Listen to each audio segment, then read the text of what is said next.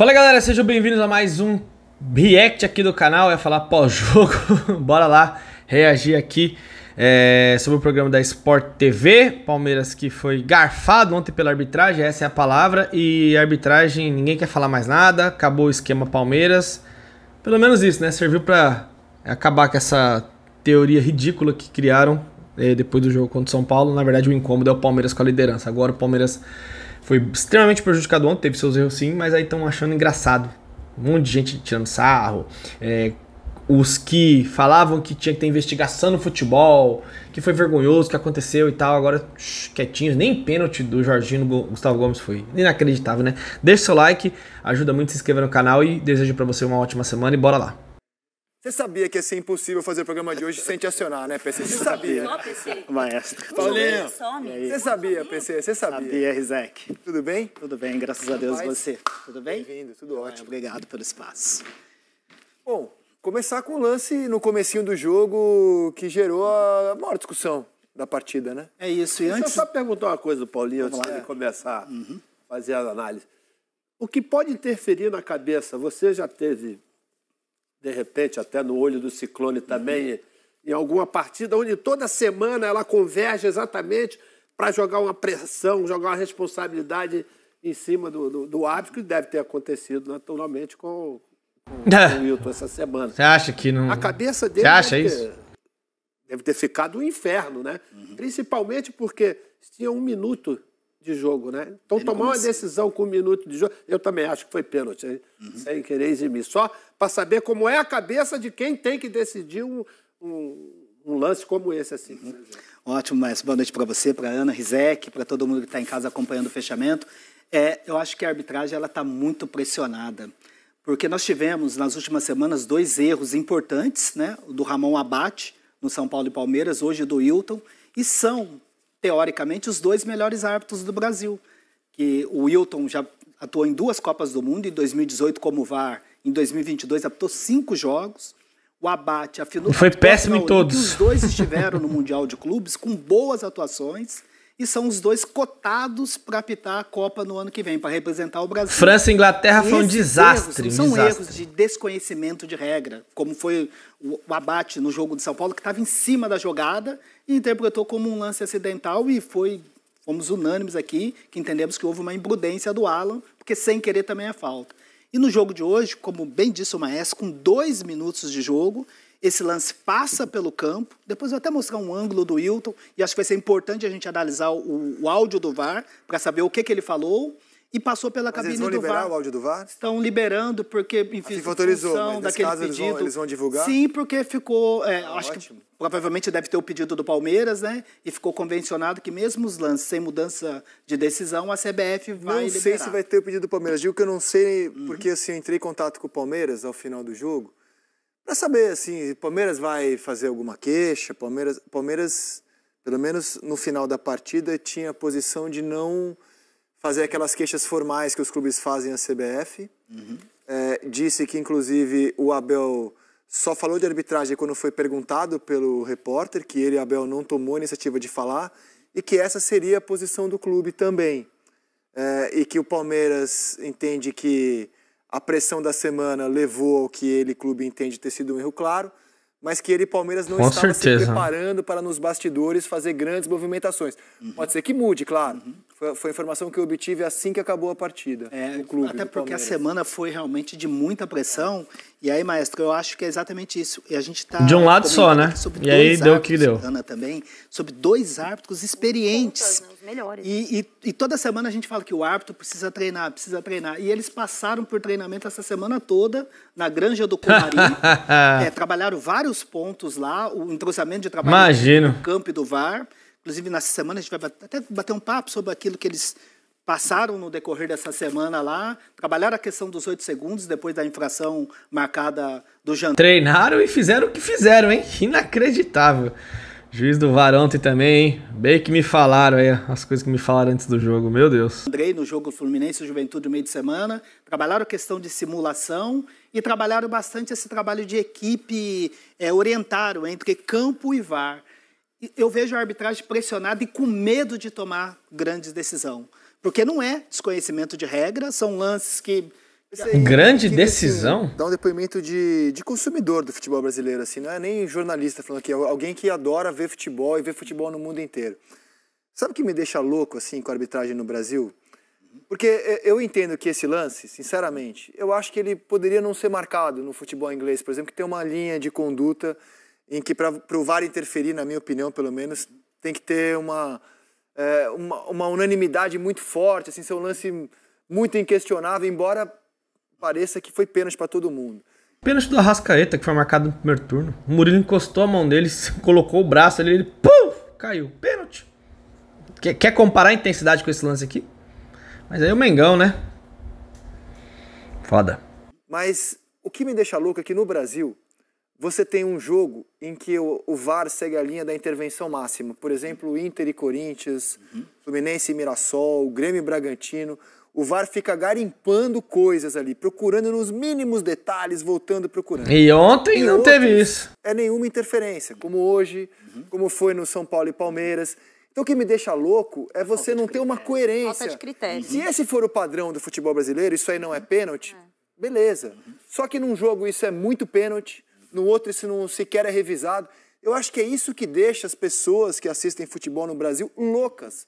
Porque não tem uma linha de conduta da arbitragem brasileira. Não sei se você concorda. Nem vai ter. E passa, inclusive, por... Vou falar um negócio pra vocês. No futebol brasileiro, e eu posso falar isso com toda sinceridade e tranquilidade, porque quando o Palmeiras tem algum erro de arbitragem, eu falo. Pra mim, não teve pênalti no Veiga contra o Sport. Teve pênalti no Lopes antes. Foi um absurdo. O goleiro catou o Lopes lá, agarrou o pé, a canela, errou a bola e fez o pênalti. Palmeiras e São Paulo teve pênalti. Foi pênalti do Alan. Escorregou, mas foi pênalti.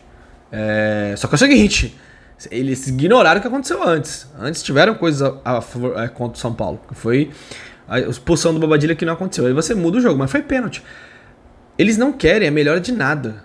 Eles não querem. Eles querem que aconteçam as coisas que estão ali meio que direcionadas para eles. Eles querem isso aqui. Não, vamos prejudicar. Ele entrou em campo para prejudicar o Palmeiras, tá na cara. E detalhe, o Brasil, eu acho que é o principal país onde o VAR não resolveu quase nada da arbitragem. Eles, na verdade, usam o VAR para decidir o que eles querem. Bom, isso aqui eu marco, isso aqui eu não marco. Isso aqui eu vejo, isso aqui eu não vejo. E é assim. E quem grita mais, geralmente consegue os benefícios. A diretoria e a mídia estão gritando há uma semana. O que aconteceu ontem? O Palmeiras tá quietinho, soltando nota. Aí é osso. Mudanças na orientação. E mudanças também Deixa a sua opinião. Naquilo que a FIFA faz a leitura de protocolo do VAR, que no início a ideia original era de somente injustiça, aquele erro claro, óbvio, aquele erro incontestável. A chamada do VAR era para salvar a arbitragem, para não ter gol de mão do Maradona, para não ter ajeitar a bola com a mão do Henry, né, na repescagem da Copa, para salvar, não ter erro de gol impedido ou gol que a bola bate lá dentro, que Inglaterra e Alemanha entra 1 metro, aí vem a tecnologia da linha do gol. A tecnologia veio para isso. Só que, para isso, a gente precisa ter árbitro forte em campo e também precisa ter orientação muito firme, muito segura. E aqui muda sempre a orientação. Nós tivemos na gestão do CNM uma orientação... Sexto jogo seguido que o Palmeiras perde por Pereira que era para sustentar a decisão de campo. E às vezes passava erro no campo e o VAR não entrava, no sentido de defender as decisões do campo. E hoje a orientação está muito no sentido de mais interferência. Até a FIFA mudou do erro claro e óbvio para uma linha do... Eu tenho até esse material, vou passar para o nosso time essa semana, que é a linha do é ou não é. Então, esse é ou não é, porque tem hora... Eu lembro que no começo da implantação do VAR, muitas vezes a gente falava assim, olha, foi falta... Até tem um contato, mas não é lance de VAR, porque não é erro claro. Era mais fácil de entender. Ah, foi falta, a gente está discutindo... Você considera isso um erro claro? Você considera o que isso daí que aconteceu? Eu considero o erro claro, porque na minha avaliação, a ação do Jorginho ela teve impacto no Gomes, porque ele não disputou a bola e não é um contato de referência, porque muitas vezes o jogador está buscando uma referência e tem um contato com o adversário. Duas mãos. E ali não, foi com as duas mãos nas costas e com impacto, o braço estendido, porque normalmente quando é uma referência, você está só marcando a distância do adversário. Ali não, ele perdeu o tempo da bola, olha só. Oi? Roubo. Você opina que o VAR chamou por qual razão, então? Eu acho que faltou, para mim, assim, pressão. Os árbitros estão pressionados e com medo de tomar grandes decisões, e não pode. no nível do Wilton, no nível do Caio Max, que estava na cabine, que é candidato, inclusive, a ser VAR FIFA na próxima temporada, independe o tamanho das equipes, independe o momento de pressão de bastidor, que está muito forte, independe o tempo do jogo, se é com 1 ou com 10 minutos. Lances claros, assim, eu acho que tem que ter a atuação do VAR. Esse país não existe. Você não pode se omitir. Para mim, desculpa, Ana, só complementando, eu acho sim, porque, como vocês salientaram, não tem disputa de bola e é com os dois braços. É uma ação de quem perdeu o tempo da bola e foi com os dois braços impactando na ação do Gomes. Desculpa. Qual que é o nível da comunicação entre o VAR e a tranquilidade da comunicação do VAR com o árbitro do tamanho do Wilton? Quanto isso pesa também? Porque você tem o Wilton, que é o top do árbitro do Brasil hoje, que, em tese, tem que sustentar a decisão dele ali em campo, né? O jogo acabou de começar.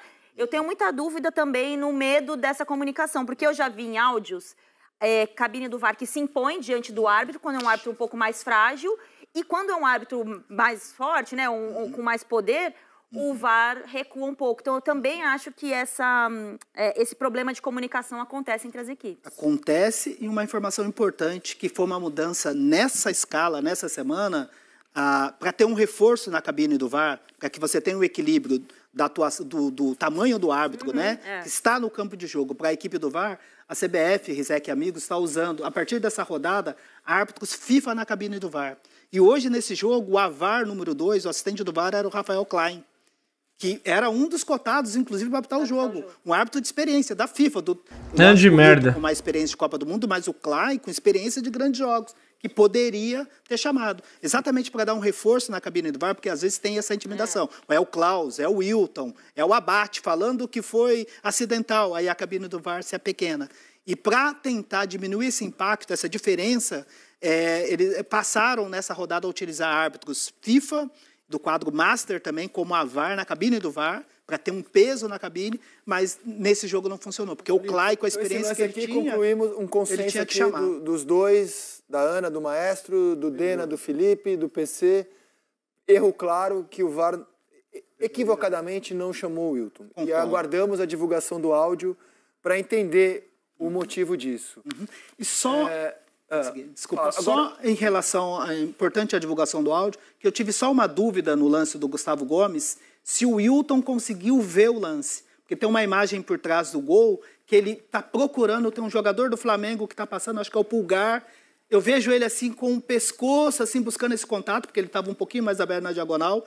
Por isso que é importante saber a comunicação. O que ele falou da disputa? Olha, eu vi o impacto e para mim não teve impacto. Ou eu não vi. É importante a gente entender. Eu vi e para mim não tem impacto, o VAR não tem como chamar. Mas se o VAR tivesse uma posição diferente, ele pode, se entendendo como erro claro, ele pode chamar assim para ver. Agora, se na comunicação o Wilton fala que não viu, aí muito mais... A verdade é uma só, o VAR não quis chamar e ponto final. Já entraram em campo com predisposição, porque não existe 2 lances capitais do jogo. O árbitro do VAR, ele desqualifica. O árbitro do VAR na conversa, para vocês que viram, a gente colocou aqui. No primeiro ele fala, não tem intensidade, o empurrão. O Jorginho não disputa a bola, é 2 mãos nas costas com o Gustavo Gomes no ar. Isso não existe. E no segundo gol do Flamengo, que foi o pênalti originado ali, que foi do carrinho do Fux no Pedro, que foi muito mal na partida, o Fux e o Aníbal. Uma falta clara no Vitor Roque. Fala que não faz parte da parte de ataque da jogada. Aí teve o empurrão do Pedro no Fux. Então, assim, de verdade, fizeram o serviço. Foram para operar o Palmeiras e operaram mesmo. Essa é a realidade. Ficaram com medo de marcar qualquer coisinha pela gritaria que foi feita na semana. Bom, deixa seu comentário, quero saber o que você achou. E o Palmeiras não terem tempo de ficar lamentando isso, esquecer e focar no jogo contra a LDU pra gente dar um grande passo pra final da Libertadores. Na final da Libertadores não tem juiz brasileiro não, tá? Só pra avisar vocês aí. Aquele abraço, ótima semana, é nóis.